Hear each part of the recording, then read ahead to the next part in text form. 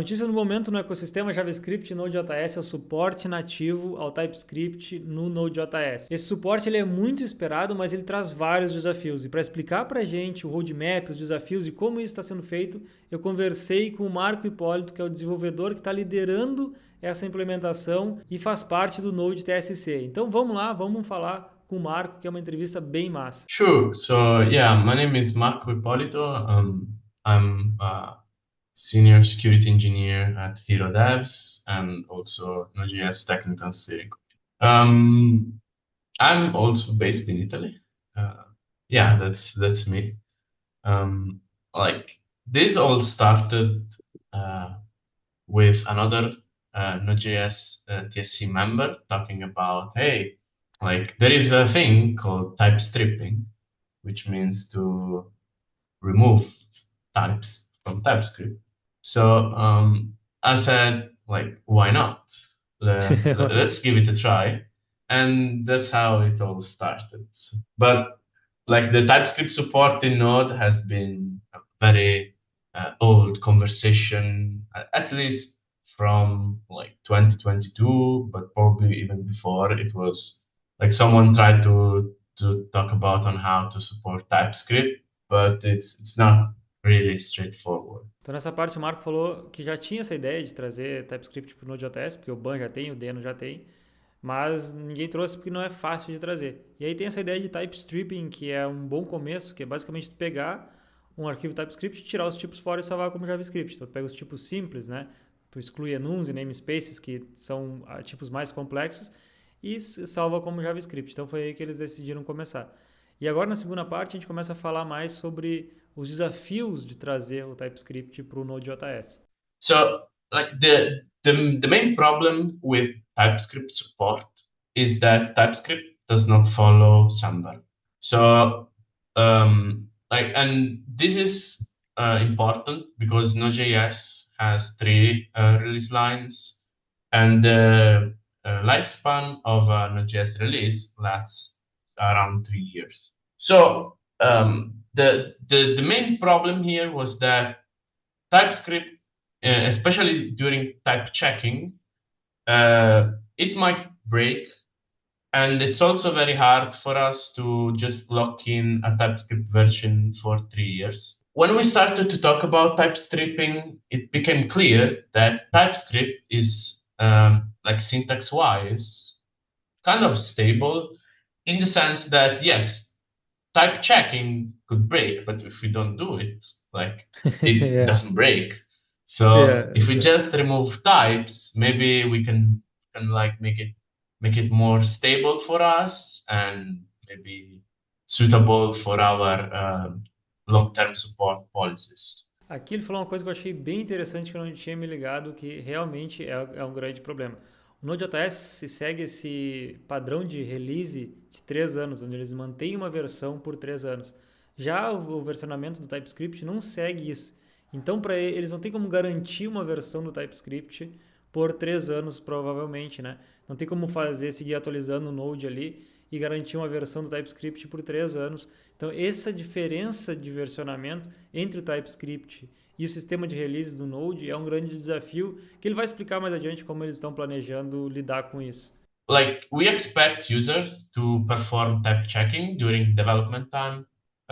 It also makes sense because at runtime you want to be fast, you want to have little overhead possible. So like you do the check like during development, and then at runtime you just like YOLO run the TypeScript code.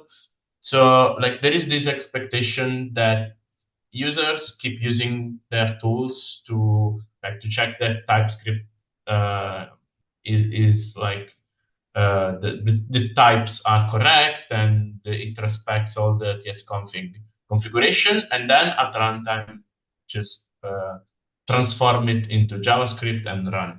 Yes. So enums namespaces are all features of TypeScript that stay at runtime. So enum needs to be transformed into a JavaScript object, does the same thing that an enum would do, Yeah. but in JavaScript. So we decided in the first iteration not to support this because when you change TypeScript code into JavaScript code, you need source maps to be able to debug where like this transformation happened. But if we don't support enums namespaces, we don't need to support source maps. So this PR was big already, that like adding source maps would also require a considerable amount of effort. So for the first iteration, it was like easier to just like land it without these features. Also because right now what we do is perform white spacing, which means that all the types that we remove, we replace with white spaces. So the location in stack traces is preserved. While if we supported these features, it would not be preserved and it required source maps. Like not to mention that these TypeScript features have like are a bit odd because they are very few features that actually survive at runtime, and like they're not officially deprecated, but like they are not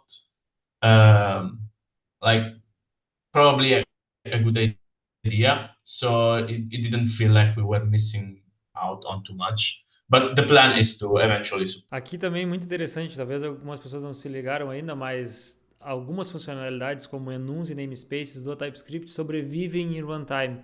Então aqui ele fala que é meio odd e tal, porque realmente tem que dar uma maneira de suportar isso, e é por isso que eles deixaram de fora dessa primeira versão. Depois disso eu perguntei para eles sobre o compilador que eles estão usando, que é o Osmo TypeScript, que é um compilador da SWC com TypeScript, e aí ele vai explicar um pouco de por que ele selecionou esse compilador, e eu achei bem interessante também a resposta. Yeah, SWC is used by Dino. I don't know about probably yeah, but like Next uses it, but probably in different forms. So why I chose to use the WASM version, the reason why is that Node.js is a C++ project, and adding Rust to the like tool chain would have been a considerable effort, given that Node.js compiles on some exotic architectures, such as SmartOS, PowerPC, like IBM mainframe, like on a lot of weird architectures and platforms. And since a few months ago, Rust was not even supporting some of these platforms, such as SmartOS was not even supported by Rust. So like adding Rust to the native layer, it can be done. Like there are ways to bypass this problem, but again, it was a lot of effort natively, and SWC is already like it's in Rust and it's like battle tested, and also the maintainer of SWC like has been incredibly available and helped us a lot. Like one of the reasons why this landed so quickly is because Donny, the maintainer of SWC, helped us a lot.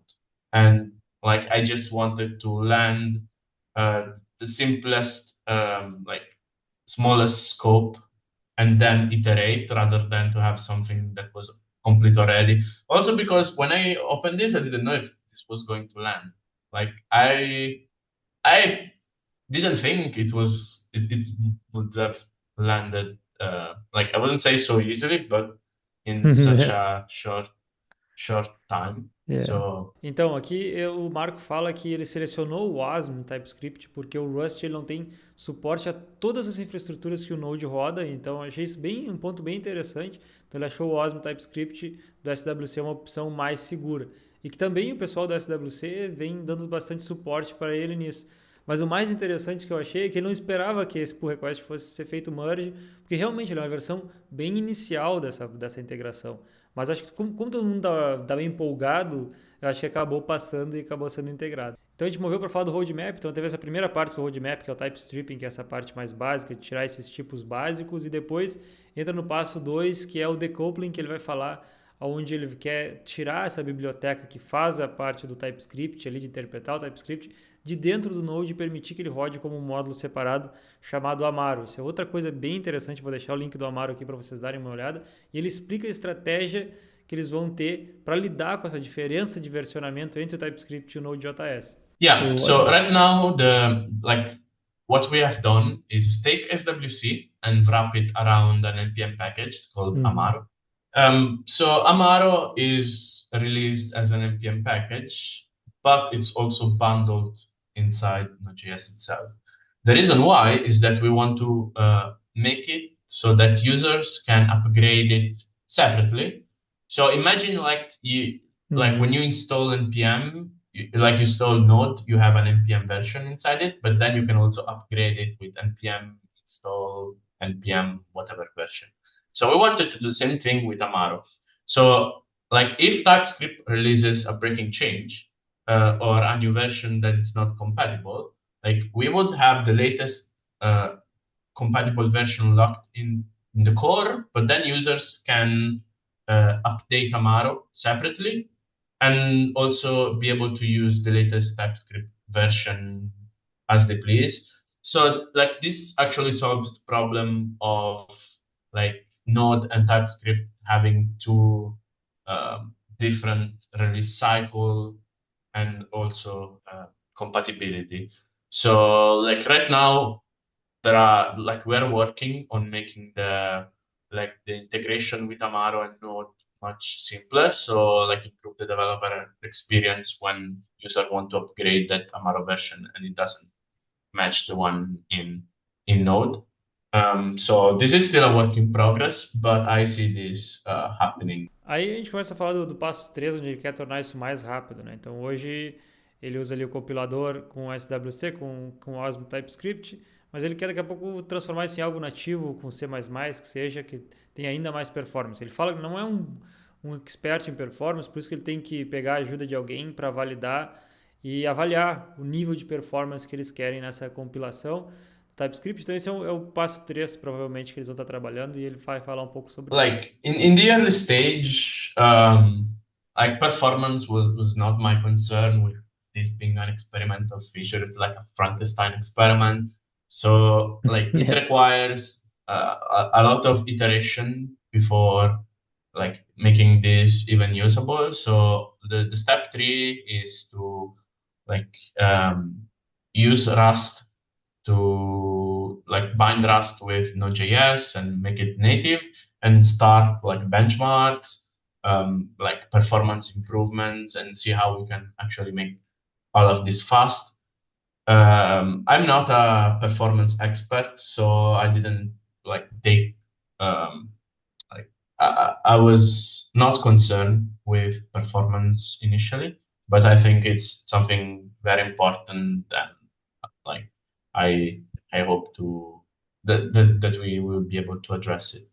Yeah, so like my plan is that Amaro can be used as a Node.js internal, but can also be a useful userland package. So like even if in core we use just a subset of the features of Amaro, like users will be able to do more things with it than like it doesn't make sense to be just like an internal library, but we would like this to be the like Node.js official loader. So I imagine that like supporting tsconfig, performing like the file extension transformation, because right now we only support .ts as an extension. And like we still have some limitations, like we don't run TypeScript in Node modules, so monorepo don't work. We don't perform like extension guessing. So all of these are like, there is a like strong motivation behind these decisions, but we want to make like users do these things, and we can do that with Amaro. So when they use Amaro as an external dependency, like let them do whatever they want. But in core, when you run node file.ts, it's much stricter than that. Aí depois o plano é, assim que eles tiverem essa infraestrutura lá, essa infraestrutura que tem o Amaro rodando como um módulo que tu pode rodar separado, tu pode fazer o upgrade de TypeScript sem depender da versão do Node, que vai ser uma coisa bem legal. Eles vão tornar isso mais rápido, aí sim eles vão adicionar mais funcionalidades, que é onde provavelmente a gente, a comunidade toda, vai começar a usar em produção. Acho que vai acontecer a partir do passo 4, pelo que eu entendi do que o Marco falou. Então eu perguntei para o Marco qual que ele achava que era o plano, qual que era o roadmap, se ele tinha uma timeline para chegar nesse passo 4 e de quando a comunidade podia esperar essas funcionalidades. Aí ele explica que como é uma coisa, é um trabalho complexo e também é feito como uma contribuição, né? O Node TLC contribui para o Node, é difícil ele dar uma data, mas ele compartilhou a visão dele do roadmap e como ele vê esse projeto acontecendo. Um, it's very hard to predict this kind of roadmap items, like time-wise, because all of the work is done by volunteers like me and Uhum. like people who work on this in their free time. But so like number two is being worked on, and there is also a cool features that has been discussed in Node.js that is configuration file that would make the life of Amaro much easier. So like there are a couple of things that need to land, and I'm waiting for them to to build Amaro on top of this Node Core features. Um, One thing that it's interesting is that while we were developing this, we had a few meetings with TypeScript team. So like we really discussed with them how we should Node handle TypeScript and what we should do. So for example, they raised the concerns that hey, we don't want TypeScript running in Node modules. Uhum. Because that would push package authors publish TypeScript only npm packages, and that would like break the ecosystem. So like we really had some interesting discussion with TypeScript team and like the discussion will be ongoing because we created a space and weekly meetings where we can discuss with them on how to approach. So like this is the safest approach possible. Like this is Yeah. the smallest subset of TypeScript that it was possible to support. And like every decision was like thought very well before landing because it could have like big impact on the ecosystem. Nessa parte aqui, ele falou uma coisa bem interessante, que é uma funcionalidade nova do Node.js que eles estão discutindo, que provavelmente vai ajudar muito nesse suporte ao TypeScript e também a suportar o Amaro como uma biblioteca, que é o Node Configuration File. Provavelmente vai ter um arquivo de configuração que tu vai poder configurar o runtime do Node, né, em um lugar central, inclusive as bibliotecas. Então, parece que essa funcionalidade do Node Configuration File vai ajudar muito o Marco a implementar o TypeScript da maneira que ele quer, e aí ele fala um pouco mais sobre isso, e eu achei também bem interessante essa função. Yeah, I mean, it's not implemented yet, but there is discussion Uhum. uh, um, ongoing, and I'm very excited for this because it means that with a configuration file, you can automatically tell Node that hey, use Amaro that's from Node modules, and you can like do all this integration with Amaro in a much like improved DX way. That's why I'm like still working on fixing um, like bugs, edge cases, improve security of Amaro. There is a lot of security work Nice. involved in terms of supply chain security and all of this.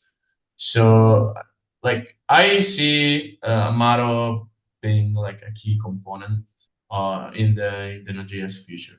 E aí, para finalizar, eu perguntei para o Marco, para as pessoas que querem ajudar, querem contribuir, querem acompanhar, como elas podem fazer para acompanhar o projeto, para se envolver mais. Então, o Marco explica ali como se envolver mais no onboard do TypeScript no Node.js. So right now, this feature has not been released yet, so it will be released in the next few days.